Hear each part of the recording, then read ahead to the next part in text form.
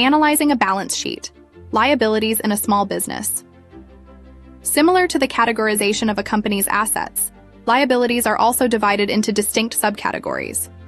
Typically, liabilities are categorized into two primary groups: current liabilities and long-term liabilities.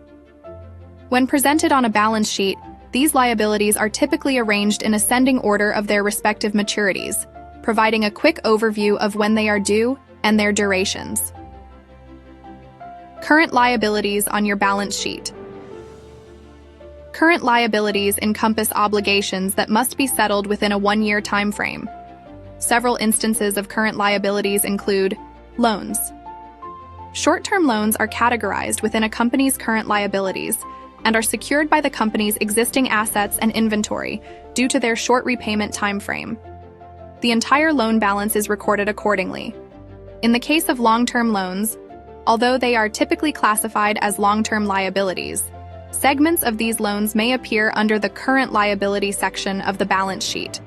For instance, consider a startup company with a $400,000 loan, of which $50,000 is due this year.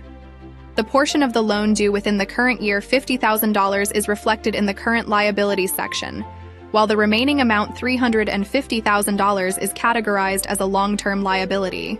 Accounts payable companies typically establish a payment schedule for their accounts payable. In general, vendors extend a 30-day period for a company to settle an invoice, unless alternative arrangements have been agreed upon.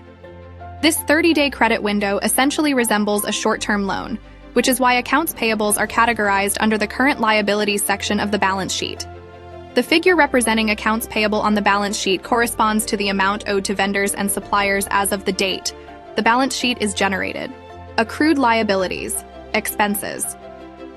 Accrued liabilities, also known as accrued expenses, refer to costs that have been incurred during a specific period, but have not yet been settled or recorded in the accounts payable.